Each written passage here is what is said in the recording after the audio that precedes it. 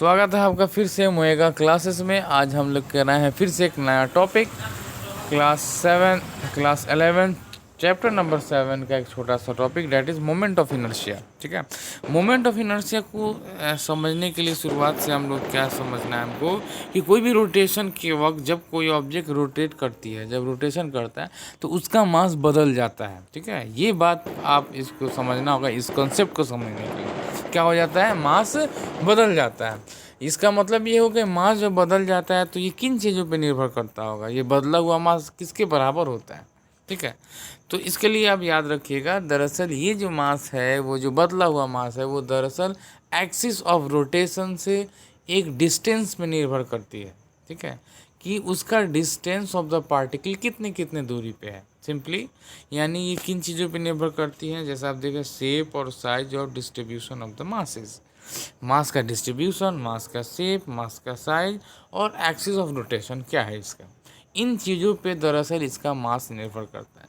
यानी ये जो बदलने का जो रूप है, बदलने का जो तरीका है, वो दरअसल सिर्फ मास नहीं, मास के अलावा उसका शेप, उसका साइज, एक्सिस ऑफ रोटेशन से उसका डिस्टेंस और डिस्ट्रीब्यूशन ऑफ द पार्टिकल, ज़्यादा लंबा है या छोटा है या समथिंग लाइक दैट। ठीक है, इन चीज़ों पर निर्भर करता है। तो इस हिसाब से मोमेंट ऑफ इनर्शिया दरअसल वो मास है जो रोटेशन के वक्त इस्तेमाल होता है, यूज़ होता है।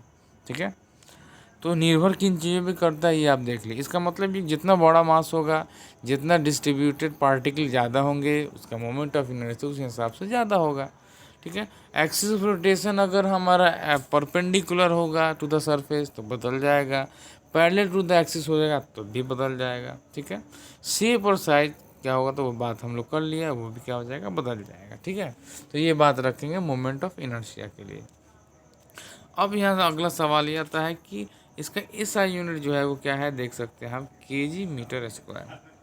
केजी मास के लिए और मीटर स्क्वायर दूरी के लिए, यानी ये दो चीज़ों पर निर्भर करेगा, डिस्टेंस और मास, इसलिए इसका यूनिट भी ये लिखेंगे। और इसका डायमेंशन क्या हो जाएगा, ml2। क्लियर है इस बात। इसका इस्तेमाल आमतौर पे मशीन को डिज़ाइन करते हुए, इंजीनियरिंग में इसका इंजन को डिज़ाइन करने के लिए इसका इस्तेमाल होता है। और ये एक ऐसा प्रॉपर्टी है जो क्या करता है, इंक्रीज और डिक्रीज को रेसिस्ट करता है, स्पीड ऑफ द व्हीकल्स को। ठीक है, इंक्रीज और decrease of the speed of the vehicle को क्या करता है, रेसिस्ट करता है। जिस तरह से लीनियर मोशन में इनर्शिया का काम होगा, ठीक उसी तरह से रोटेशनल मूवमेंट में मोमेंट ऑफ इनर्शिया का काम होगा।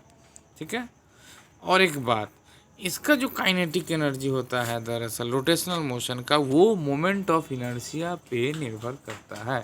जी हाँ, ये किस पे निर्भर करता है, मोमेंट ऑफ इनर्शिया पे निर्भर करता है। ठीक है ना। जैसा कि यहाँ देखिए, moment of inertia into omega square 1/2। यहाँ देखिए, the kinetic energy of the moving body is equal to 1/2 I omega का स्क्वायर। ठीक है, तो ये फॉर्मूला हो गया। दूसरा कि रेडियस ऑफ गायरेशन, ये भी इस कॉन्सेप्ट से पता चलता है कि द सेंटर ऑफ मास और लाइन ऑफ एक्सिस के बीच की दूरी को हम लोग क्या बोलते हैं, रेडियस ऑफ गायरेशन। ठीक है, याद रखेंगे, किसी भी ऑब्जेक्ट का radius of gyration centre of mass और लाइन ऑफ एक्सिस के बीच के डिस्टेंस को हम लोग कहेंगे रेडियस ऑफ द गायरेशन। ठीक है ना। अब देखिए, इसके हिसाब से कंक्लूजन इसका मिलता ये है कि अलग अलग ऑब्जेक्ट का अलग अलग मोमेंट ऑफ इनर्शिया होगा, क्योंकि अलग अलग ऑब्जेक्ट के शेप अलग होंगे, साइज अलग होंगे, एक्सिस ऑफ रोटेशन अलग होंगे। इस हिसाब से अलग अलग ऑब्जेक्ट, इस हिसाब से हम लोग ने दो चीज़ का लिया है। ठीक है, अगर सेम ही रिंग को, एक ही सेम रेडियस वाले रिंग को अगर हम देखिएगा परपेंडिकुलर द सरफेस से हम लोग अगर रोटेट करते हैं तो इसका मोमेंट ऑफ इनर्शिया होता है mr², mass of the object mr², radius of the object ring.